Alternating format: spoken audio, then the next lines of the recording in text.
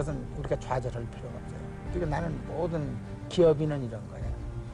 기업은 사업에 손해를 봤다거나 이래서 실패했다고 생각할 것이 없어요. 암만 어려움에 당하고 파산을 하더라도 본인이 실패했다고 손을 들찌게 비로소 실패지, 인간이 자기는 영원히 승리할 수 있다고 생각할 때는 그건 영원히 난 승리하고 살고 있다고 이렇게 생각합니다.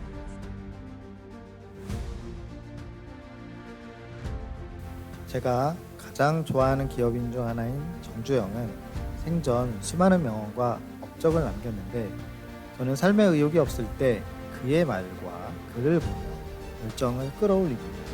몇 가지 명언을 보겠습니다. 이봐, 회복이나 있어. 시련은 있어도 실패는 없다. 무슨 일을 시작하든 된다는 확신 90%와 반드시 되게 할 수 있다는 자신감 10% 외에 안 될 수도 있다는 불안은 단 2%도 갖지 않는다. 스스로 운이 나쁘다고 생각하지 않는 한은 나쁜 운이란 없다. 적당히의 그물 사이로 귀중한 시간을 헛되이 빠져나가게 하는 것처럼 의미한 것은 없다. 우리가 뒤떨어져 있는 분야라고 해서 주저한다든지, 미지의 분야라고 두려워한다든지, 힘들다고 피한다든지 하는 것들은 패배주의다.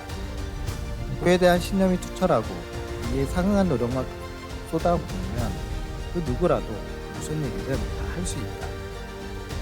부지런하게 노력하는 사람은 좋은 때를 놓치지 않고 잘 잡았습니다. 나쁜 때는 더더욱 부지런히 노력해 수습하면서 지켜가기 때문에 나쁜 운이 크게 작용을 못합니다. 반대로 게으르며 노력하지 않는 사람은 좋은 때가 와도 손이 늦어 붙잡지 못해 좋은 때를 나쁜 때로 만들고, 나쁜 때는 운탓만 하며 좌절 속에 허우적거리기 때문에 항상 불운의 연속으로 일생을 보내는 것이다. 명언을 보며 여러분도 속에 꿈틀대는 게 있을 것입니다. 이런 명언이 그의 삶이었음을 볼 수 있습니다.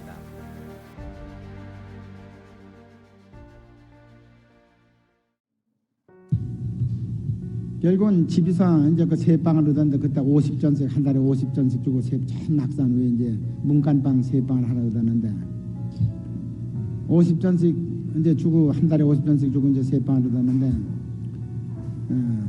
밥은 저녁에 그 방에다가 불을 떼야지 하니까, 건행을 해야지 하니까 저녁 한 번만 밥을 해 먹고, 저녁에 이렇게 그 다음날 저녁에 그 다음날 아침 먹을 밥을 이렇게 해놔가지고 아침엔 찬밥을 먹고 저녁만 한 번 더운 밥 먹고 방에다 불을 떼야지 하니까.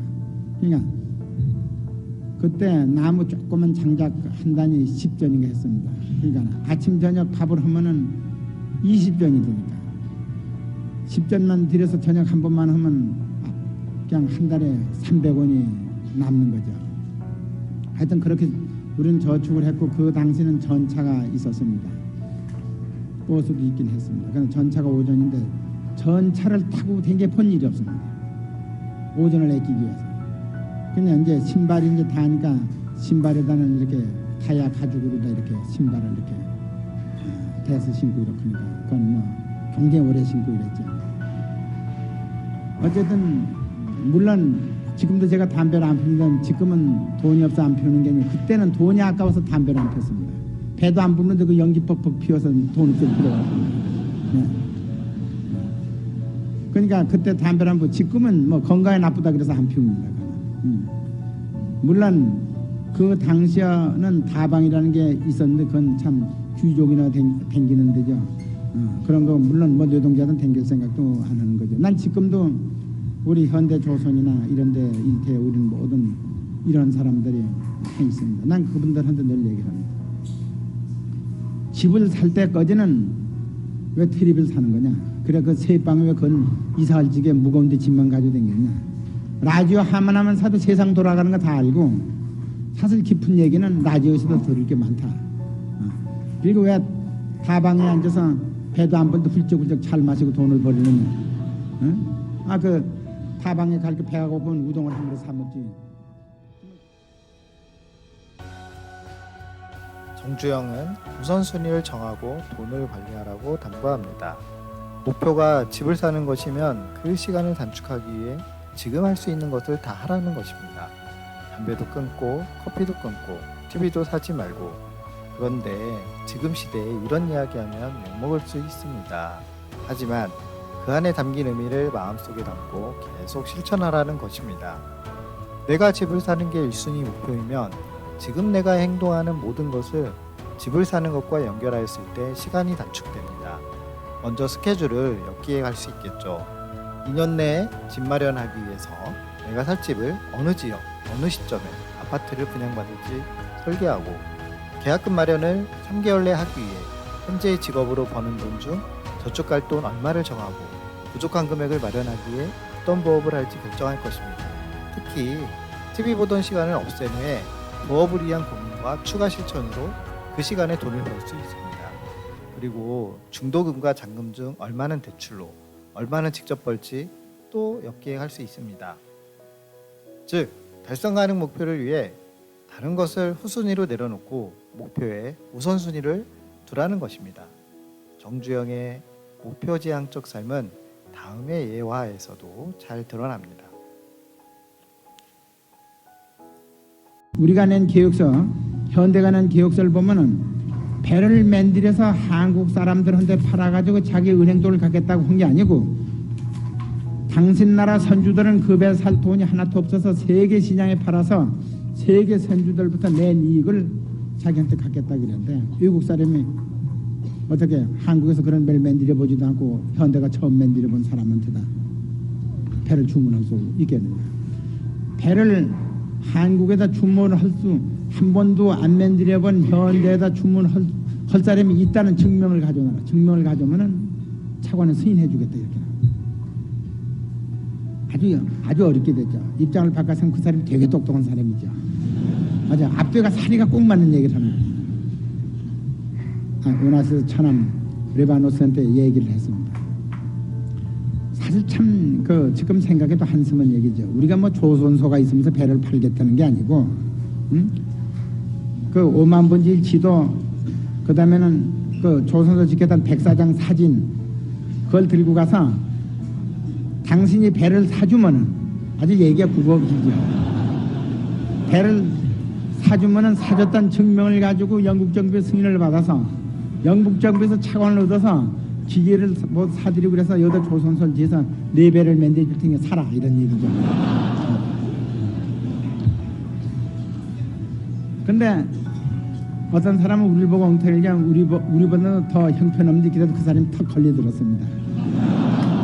그래서 26만 돈짜리 탱카 2척을 그 사람이 3,700만 불씩 약 7천만 불에 계약을 해서, 그때 우리 돈으로 다 현금으로 다 계약금을 한 13억 탁 받아가지고 외환에다 탁 송금을 하고 계약서하고 그걸 들고서 영국 정부 들이댔습니다. 영국 정부 옴짝 못하고 차관 승인해줬죠. 우리가 생활해 나가는데 모든 분야에 있어서 다 어려운 게 있지 쉬운 것만 있는 것은 아닙니다. 그 어려운 것은 우리가 다 극복할 수 있다. 나는 이렇게 생각합니다.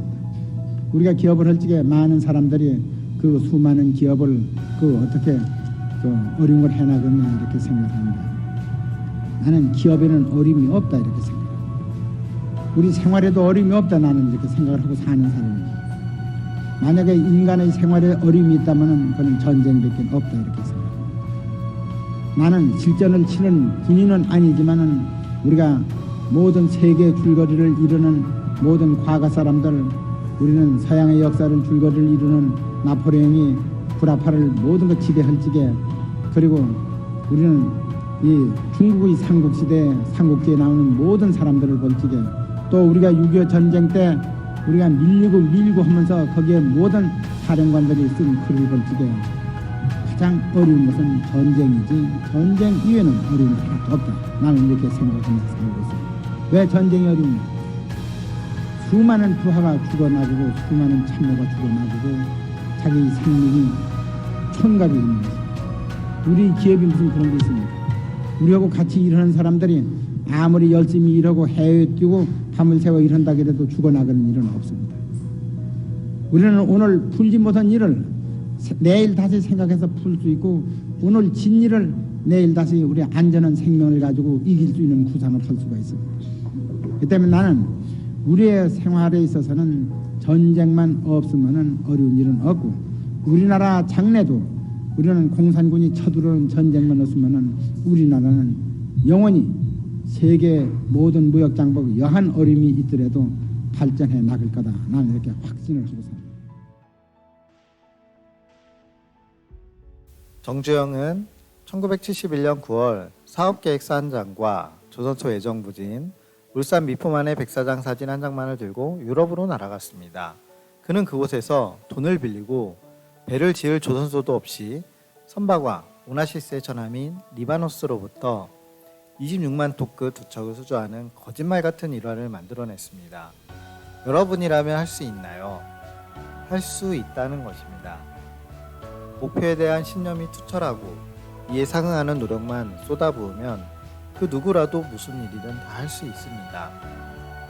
정주영은 가난한 농업인에서 한국 최대 보호가 되었습니다.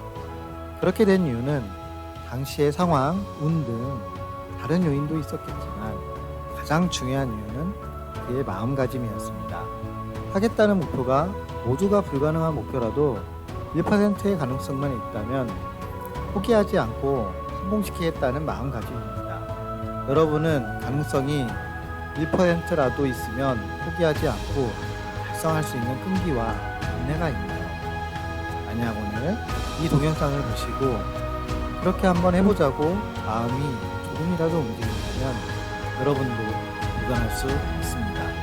여러분도 꿈을 반드시 이룰 수 있습니다. 아직 그 꿈을 포기하지 않고 실행하면 당신은 이룰 수 있습니다. 챌린저의 길은 결심하는 지금 시작됩니다. 성공으로 가는 마인드 챌린저였습니다.